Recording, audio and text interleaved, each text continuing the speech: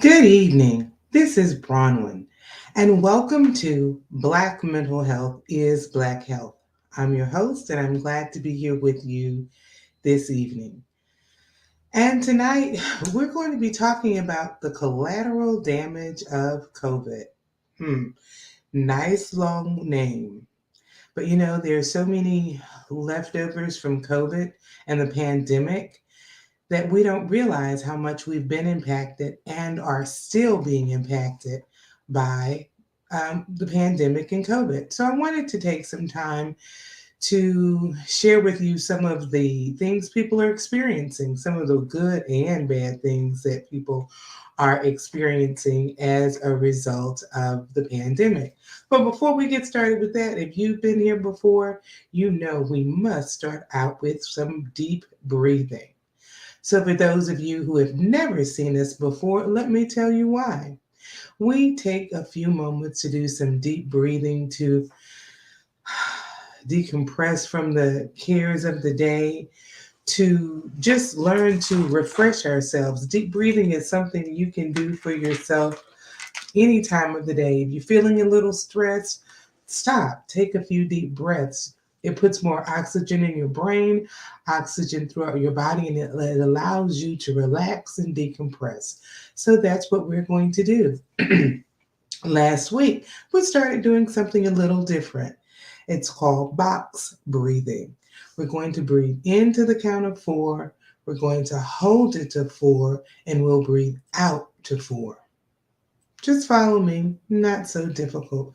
Breathe in, two, three, four. Hold, two, three, four. Out, two, three, four. In, two, three, four. Hold, two, three, four. Out, two, three, four. One more. In, two, three, four. Hold, two, three, four.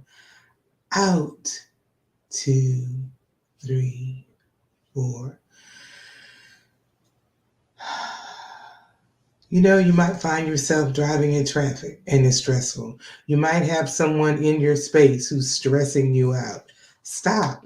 Take a few minutes and just de stress. Allow yourself to be in the moment and just feel good. So that's why we always start with some deep breathing. Um, so, as I stated, tonight we're talking about some of the things that are impacting our lives as a result of the pandemic. And I have created a list. I've talked to people, polled people, um, just trying to see what are some things that are really impacting our life. And I'm looking at it from a social mental health point of view, because of course there are physical point of views. We look at the physical health, we know that that's obvious, but there are some ways that our mental health has been impacted by COVID that we don't think about. So the first thing I want to just throw out to you is socialization and how it has changed. Before I do that, I do want to ask you just to share this on your page. If you're looking on Facebook, it's also now live on YouTube and LinkedIn. I am trying some new things and hopefully technically it will work. But if you're on Facebook, I know you can share it at that point. So please do. So one of the things I wanted to look at was just overall socialization. Let's stop for a moment and think about the numbers. Worldwide, 250 million people have been affected by COVID. In the US alone, 46 million people have been affected by COVID. Now, that's those who may have had it. That has been reported. But the other impact of COVID are the family members. So even more have been affected, impacted by COVID and the pandemic. And those numbers come from the Mayo Clinic. But let's look at socialization and let's look at it in different ages. Think about a baby who was born in the pandemic. They were at home, as babies are, and people at home are not wearing masks because they're at home. But when you took that infant out, everybody else in the world only had this much of a face because that's all they saw.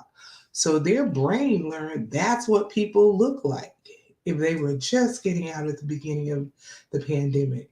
And then after a while, this started to appear. Man, for a developing brain, learning what people look like, that might have been confusing. So you can imagine if you were an infant when you first got out and the mask dropped down and you're seeing people, I don't know, that's kind of strange. They might want to back up a little bit. It might impact how they interact with people. Let's say you were a 4-year-old at the beginning of pandemic and you hadn't gone to pre-K and now you're in school. And then school stops. Well, you're just learning how to be in school. And then you're taken out of school for a year and a half. And maybe you go back in this first grade. Or maybe you weren't in any school at all. And now you're in first grade. And you're expected to know how to sit down, how to be in a group of people, how to do all of these things. But you haven't had those skills to develop because they weren't available to you. So you have a new first grader who doesn't have the benefit of pre-K or kindergarten and knowing how to come in, be in a group and sit down. And this was true for a lot of children because during the lockdown, they were just at home. Well, at home, there are not 20 other people your age. At home, mom is going to tell you to sit down and do this, but if mom, dad, or whoever is working at home, go sit down and do your little work. And after a while, you can go watch TV. And now you're thrown in school, and for X amount of hours a day, not only do you have to sit down and work, you got to be in there with 20 other little people, and that's a lot of people to be around.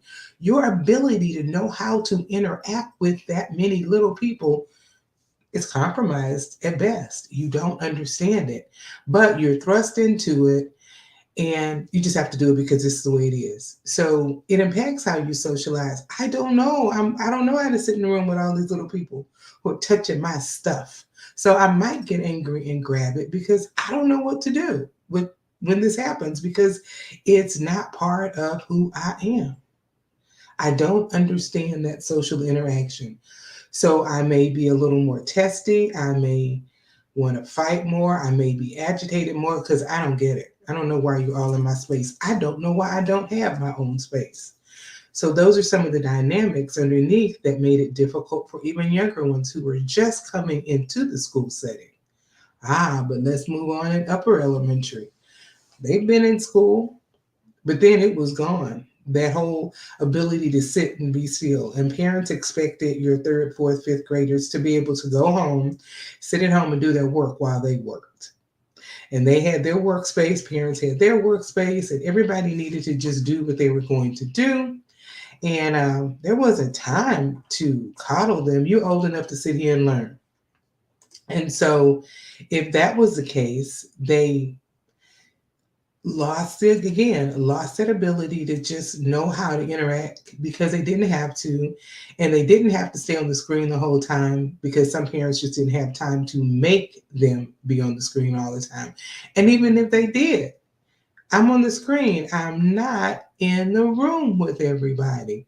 And coming back to it, I could get up when I wanted to. If I wanted to go get some water, I wanted to go get a cookie, I could get up and go do that. Well, I can't just get up and go to the restroom if I'm in the class. I got to raise my hand. I got to wait on the teacher to say yes or no, or I have to wait until it's restroom break time. What? Really? That doesn't even make any sense. So when they've gotten out of the zone of doing that, it was hard to come back. So to be able to be in that social setting with 20 plus people was challenging. But let's look at middle schoolers. I like to describe middle schoolers as just one hormone bumping into another, meaning, your hormones enrage in middle school, males and females. Everything can be great or it could be horrible. Oh my gosh. Their emotions are just heightened, but it's part of just developmentally where they are. So you're already in the normal stages of life where you are a little more hormonal, you're a little more emotional, you're excited about life, and you've been closed in. And now all of a sudden you get to come back with everybody and you're out there with everybody and you're just able to do you, but you have forgotten how to do you in groups of people. Now remember, I say these are the people that are a little more led by emotions, a little more all the time. And so now you're back in a room or in a building with 800 more like you and you haven't been there. And somebody bumping into you can get on your nerves a little bit more because no one's been bumping into you for a year and a half to 2 years. So now, what do I do with that? Oh, get away. Ugh, ugh. And so you're more bothered. So your ability again to interact, we're going to come back over and talk about just the overall, but that's another impact on your ability to just socialize. Same for high schoolers. Now imagine being the senior. You've lost, you've lost your junior year, and now you're back at being a senior, and your goal is to get out of high school. But you too lost that ability to just hang out with your friends, and now you're focused. My I just got to get out of here. I don't care about all this. But it impacted just friendships because you weren't seeing your friends. A lot of, and I had some clients who were that age and their interactions were at school and then their interactions changed because you're not in my life. Well, I really saw my friends at school and then I didn't see them, so I don't have the same friends, or I have them on social media, but it's not the same. And even young people, we think that, oh well, they're just so used to only being on social media. I hear over and over, yeah, but I have my online friends and I have my real friends, my S school friends, my in-person friends. And so that in-person was taken away, and then after I'm thrown back, and some of them didn't even really talk to their in person friends because they were only their in person friends. And so you lost some of that ability, that face to face conversation. But what about adults? Now, adults who were working in the home, I'm in the home all day and I don't have to interact with coworkers. Didn't want to anyway. And so now the option is not there, and you kind of forget there's the office politics, which was very different virtually. People who had new jobs who got to know their bosses virtually. You lose some of the impact of being able to just pop into someone's office and say hi, how you doing, how are the kids, and have that little small talk and banter is gone because I'm just going to get online when I need to get what I need to. So your ability to impact with your coworkers, very, very different. Just a quick way to look at how, from babies to adults, our ability to socialize has totally changed as a result of the pandemic and COVID. And those changes still exist. Academically, children are still struggling, but a lot of the struggle in academics has to do with the social side that some schools are managing and some are not, because they don't have time to manage a social, because we got to teach them. But if you don't manage a social, you can't teach them. If they don't have the ability to interact in meaningful ways, or that is it is at least compromised, it's hard for them to just learn. I need to be able to know how to interact. And if I interact and work in groups, there's studies that talk about working in groups is beneficial academically. Well, if I have difficulty just interacting with you, trying to interact with you in a group really is going to be hard. Because the same with adults. You want me to go back and do what? Do meetings in person? Please. I can turn off my camera for a minute and, because I don't want to be bothered. Well, now I have to interact. So our ability just to be in each other's spaces has changed. Some changes are going to just be there. Um, we don't know what it's going to look like, how it's going to pan out, but some of those changes, they're just there. Um, Not sure where. Even therapy has changed. Prior to the pandemic, teletherapy really wasn't a thing, and now it is.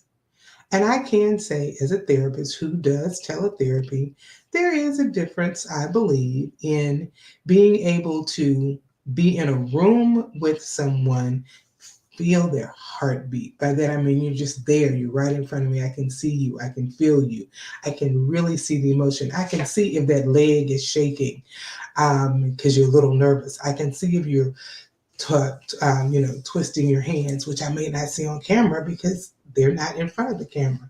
So I can get the whole of your body language, which does give me information as to what's going on.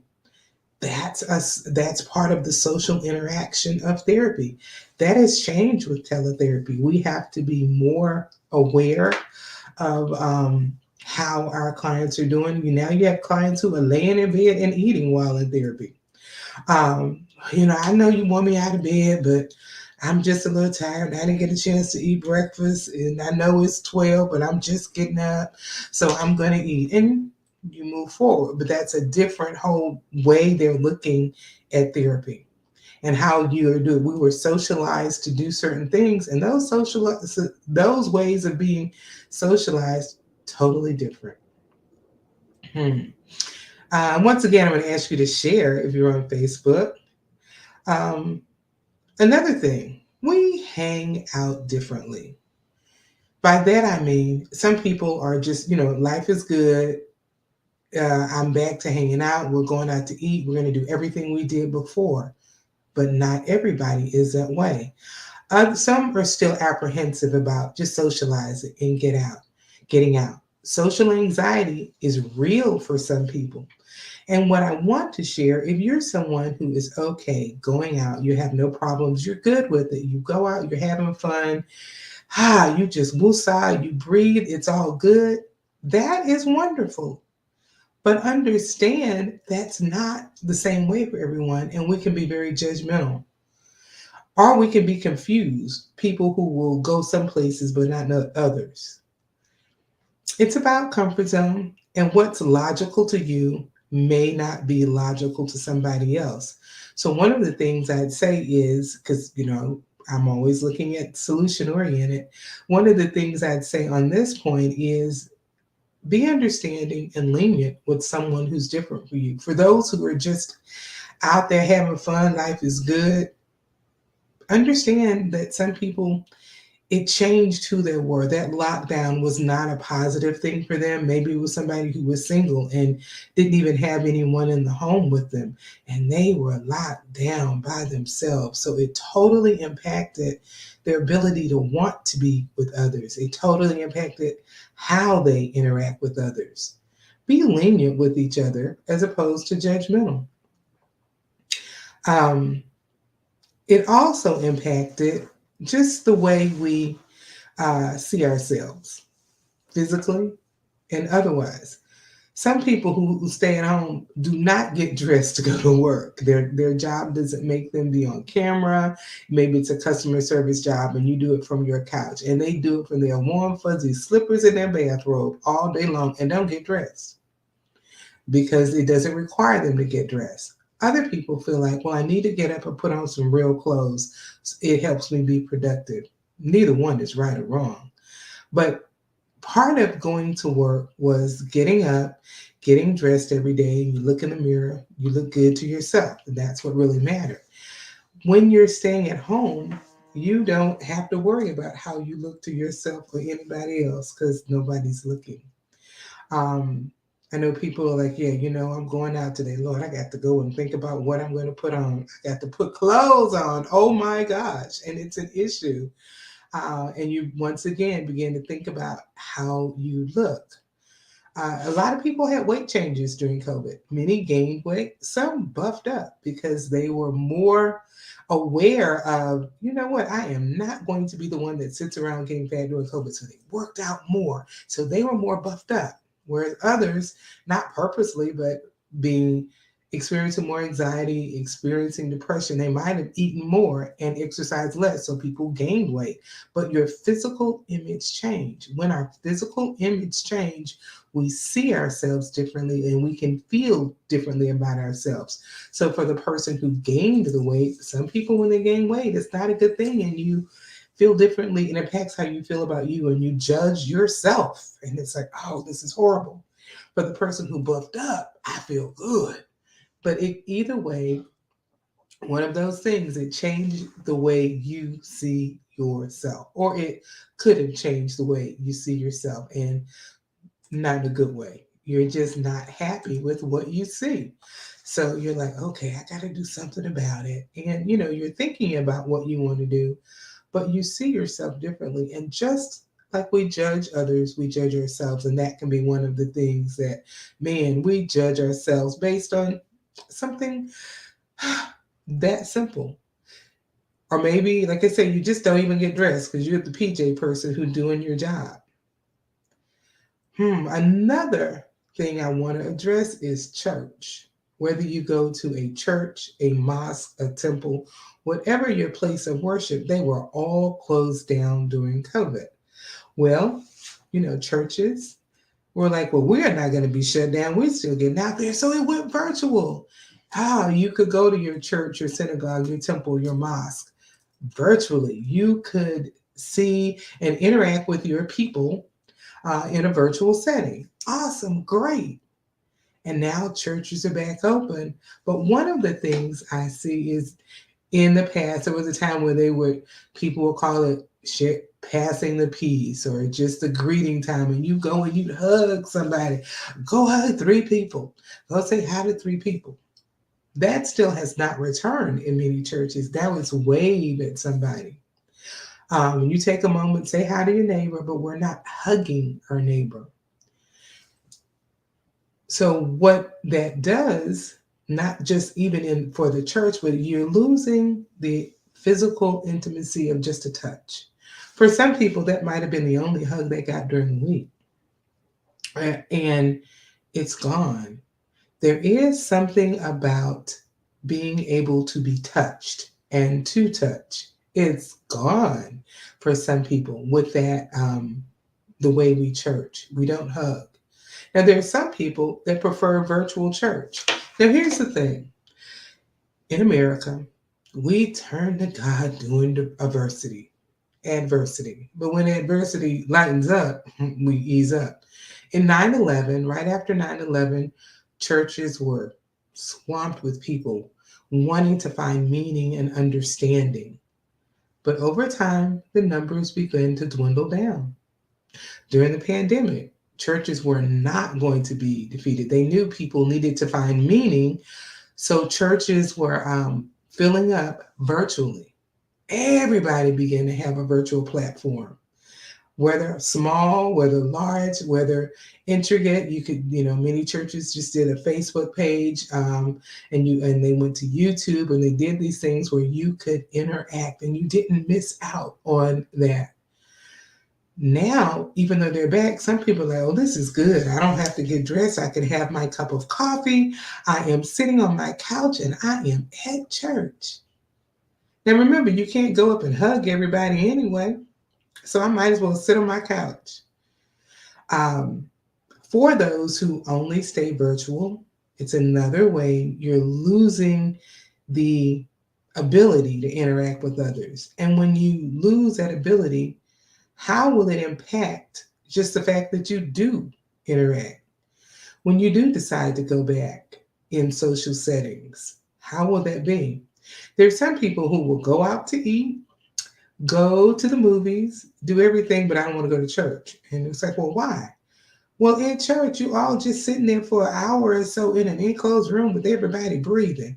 At least if I go out, I'm moving around. Well, if you go to the movie, you sitting there for 3 hours, 2 to 3 hours. But they're not that close. But there are a lot of reasons people don't want to just go to church. It's just easier not to. So when you lose that aspect of it, long term, what will that look like for you? When you change the way you worship, change the way you interact with your faith community. Churches are seeing an uptake, but like I said, when in the height of whatever is going on, we're going to turn to God.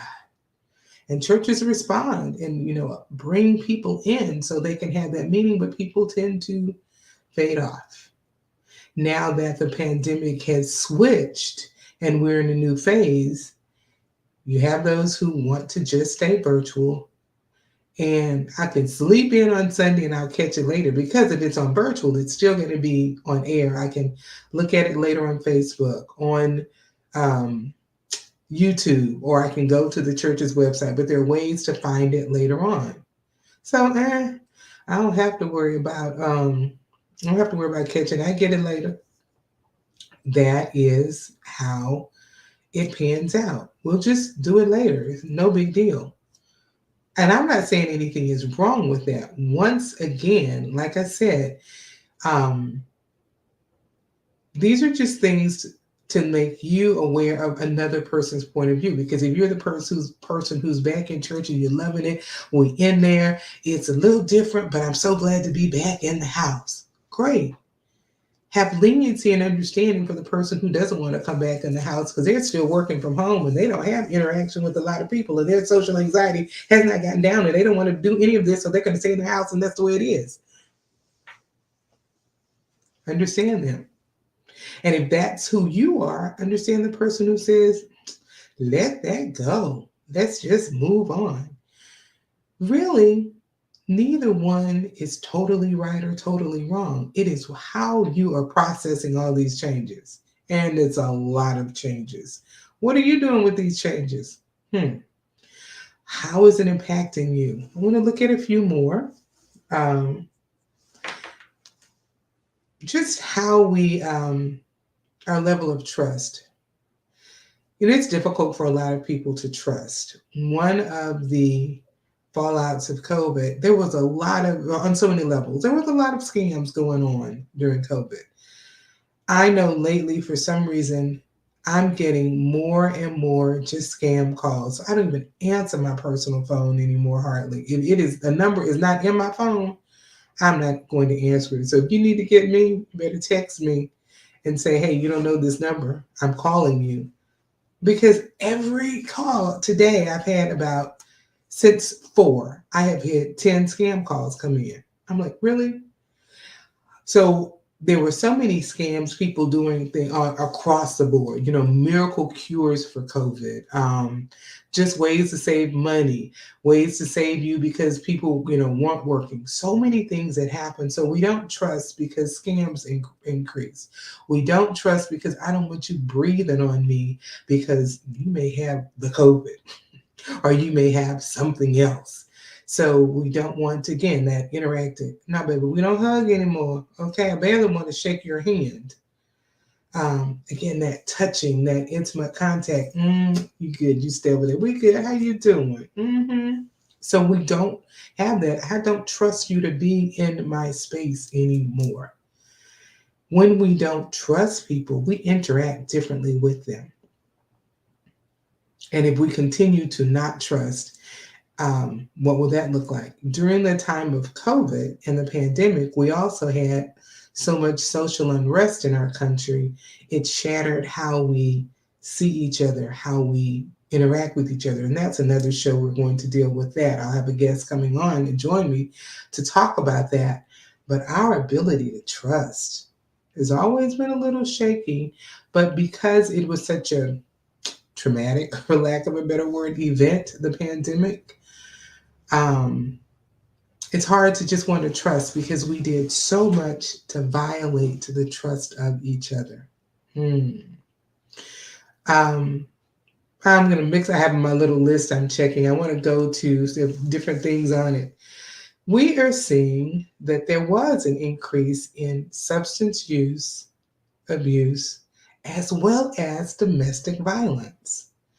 Um, People often turn to use substances just to manage what's going on. Excuse me. They want to manage. Like I need something to take the edge off. I'm stressed, so I'm gonna smoke a little. I'm gonna do this. I'm gonna drink a little. Well, there was a lot going on during COVID, so people were working to. They were had a lot to decompress from, de-stress from, so they tended to smoke a little more, drink a little more, to take the edge off. And when you get in that where I need this much, maybe I was smoking this much, now I'm smoking this much, now it's up here. and you're stuck up here because it's something you became accustomed to. And there are studies that show, yeah, that did kind of increase a little bit during that time as a coping mechanism, not a healthy one. Um, Domestic violence and child abuse increased because if you were already having issues, now I'm at home all day with the abuser, and money is tight because one of us isn't working and we were a two person household. Do you think that's going to make their life easier or better? No. For children who were in situations where there was already domestic violence, um, if I'm already living at home with an abusive parent and I don't get to get out, yeah, that's not going to help because now I'm at home with the abuser. Some people have said dating has changed. I've talked to several people, and one person has said dating was horrible before, and it still is. I was talking to someone yesterday just about dating. It's like, yeah, I don't know how much it's changed. Like I say, it was crazy then, it's crazy now. But when you look at that trust factor and all the other things, and just how we socialize, yeah, I'm sure there are some positive and negative impacts on that. A few more things on my list. I was planning to end a little early today, but not yet. Some things on the list also include, in general, because of all of this, well, no, let me back up. One of the things I've seen positive and negative impacts on family relationships. As I just said, if you're already in a situation where there was abuse in the household, it likely increased during this time because you're at home with the person who's being abusive and you don't get a break and you're already stressed out because you weren't used to being at home all day, all the time. And now I'm in here with you and you really are getting on my nerves. I want out. And, during the pandemic, there was no out. So, yes, that was a stressful time. And the abuse did tend to increase. Um, and the relationships could be strained. But on the other hand, there were families who it was a good time. Okay, we are going to learn how to interact because they were so busy going everywhere. And during the lockdown part of the pandemic, you weren't going anywhere. Oh, I got to look at you. Oh, you know what? You're pretty cool. Families begin to play games. They begin to just interact in a meaningful way. So that was one of the positive things that happened, learning how to interact with families. Like I said, it could go either way. The positive, we got this. We're good. We are going to interact more. When it comes to the education, some parents work their day so that I saw some interesting things where children were in some schools where parents put them in virtual schools, not the public school, and they could do their work at different times. So parents would work one set of hours and their children could go to school at opposite time so they could be with their child and manage the education. And that allowed them to take control of their child's education a little more because, no, I'm going to sit here with you and work. So the child wasn't in a public school where they had to be there during a defined set of hours where the parent had to work. So I've seen parents do that. Or some that was the case because there was not another option, but they learned to, well, we're just going to come together and make this happen. And we're going to learn a different level of respect for each other because we are in each other's space. And it has carried over because you learned a new skill, learned a way to see each other differently, learned a way to feel each other differently in terms of, man, I see who you are differently. So that was a positive thing. But looking at all of the things I've listed, and there's so many more, um, it can really come down to this from a mental health perspective. The levels of anxiety and depression have totally increased. There was a report that says that depression and anxiety were found as a result of isolation and quarantine programs during the pandemic. And they observed that people were being devoid of just the liberty of getting up and going, feeling the lack of purpose some people felt. Their routine was totally changed, and even now that you've gone back, your routine may not be what it was before, and this led to low mood, boredom, frustration, and potential depressive disorders, and increase in anxiety. For those who already were dealing with anxiety or generalized anxiety disorder, social anxiety, I don't want to be around people. Well, if I can stay in my home, I can order my groceries, I can order my food, I don't have to get out, I don't even have to get dressed to see anybody. If that was the case and you already had social anxiety and you could make money and not leave the house, how difficult do you think it is to leave the house now? Totally difficult because you don't have to. So, in looking at that, we still see, I still have clients who are still trying to manage how to get out, and especially people who were single. As again, I said earlier, if you were in the house alone and you got comfortable with it because you had to, because that was your reality, now getting out, being in crowds of people can feel a little daunting. I work with some people who had things happen who may have had a negative experience once they got out. And if they did, see, I didn't need to get out anyway. I know of two people who have had some really pretty bad car accidents as they were just getting out. Now, I've been inside all this time. You've encouraged me to go out. I'm getting out. I see I got out there and had an accident and totaled my car. If I would have stayed at home, that wouldn't have happened.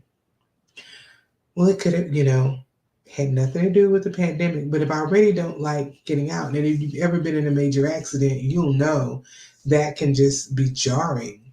And you're uncomfortable being in a car after an accident. So if I was getting out because I was uncomfortable getting out, then I have a car accident, which makes me uncomfortable about being in a car. That's not good. And I've seen that happen. Or if I get out and it's just a bad situation, something happens negative in a restaurant, didn't even involve you. Maybe there was drama at another table. It's like, see, people are just crazy. I don't want to be around people. So the little things that we might have been able to overlook become magnified now and make it more difficult to overlook them because it's like, I don't know. So what do we do with all of this? As I've said throughout this, we need to learn to be understanding of the other person's point of view. If you're the person who is out there, okay, y'all need to move on, get over it. We good. Let's just go on. Life is like it was before. It really isn't, because so many of the changes are still there, and we hear in the news, the numbers are rising, but we're deaf to that. We hear in the news that it looks like we may be taking annual COVID shots like you take your flu shots, but it might not just be annual, maybe biannual. You'll have, two a year, and people don't want to hear that. So you hear all this in the background, and you ignore it, but it's still there. So the world is not the same the way it was in 2019. And even had it not been for the big pandemic, the world still wouldn't have been the same way it was from 2019, because from 19 to 23, world evolves, things happen. This just was an evolution that was unprecedented and still misunderstood. So be aware of how someone with a very opposite view feels.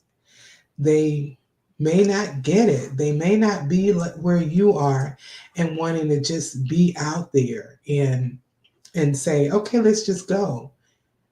And if someone isn't, and that is you, understand their level of anxiety and angst and depression isn't yours, but it's just as real. Let them have it. Help them through.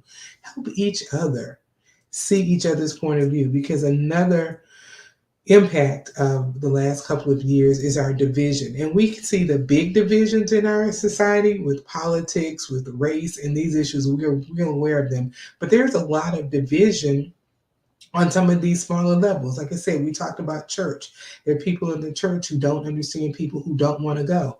People who are virtual don't understand why you don't get me. I don't have to do it. We can find so many ways to divide ourselves. It's time to start coming back together. So with all of these issues, the collateral damage that we see of COVID, use this as a time not to continue to separate ourselves, but to come together. A time to say, okay, I have a totally different view from you, but let's talk.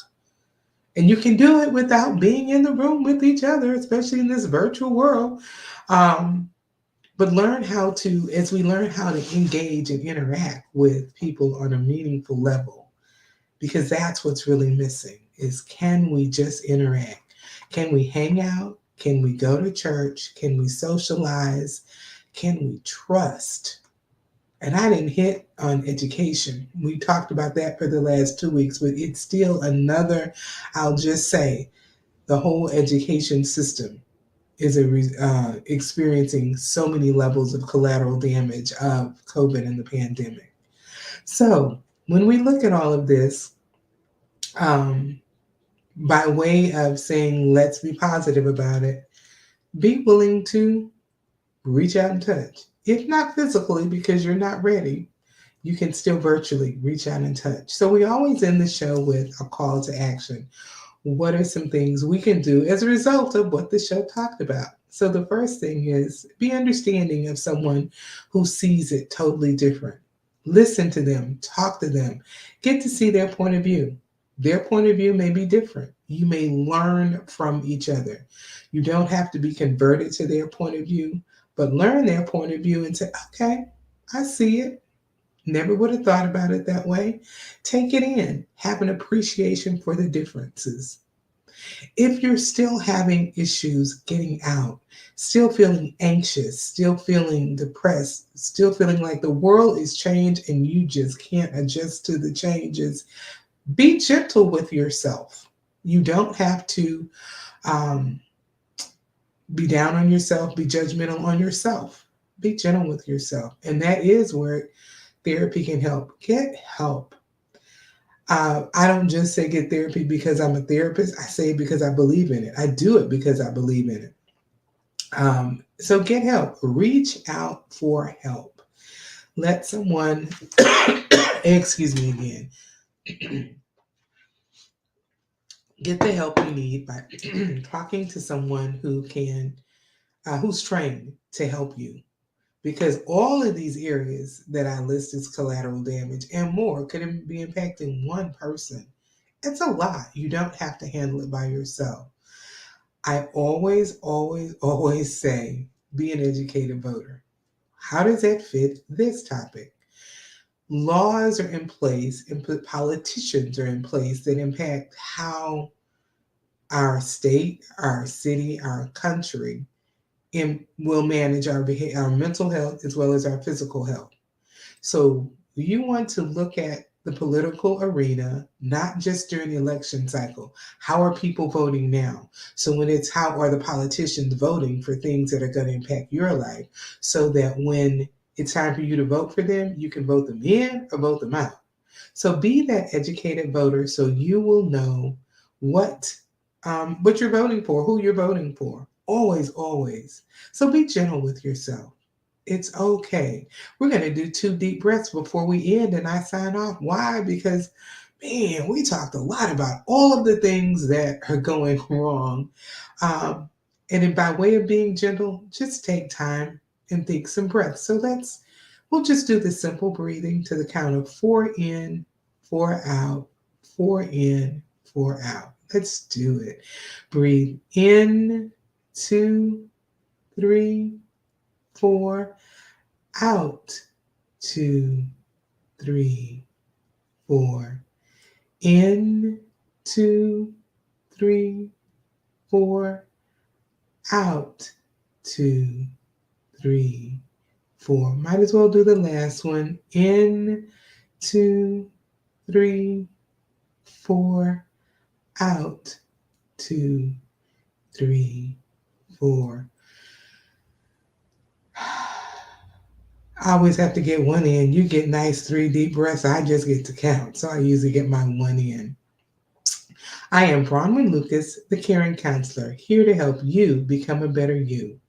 Reach out if you are in need of help with your mental well being. I may not be the therapist for you. I love what I do, but If it's not me, let me help you find someone to get the help you need to become a better you.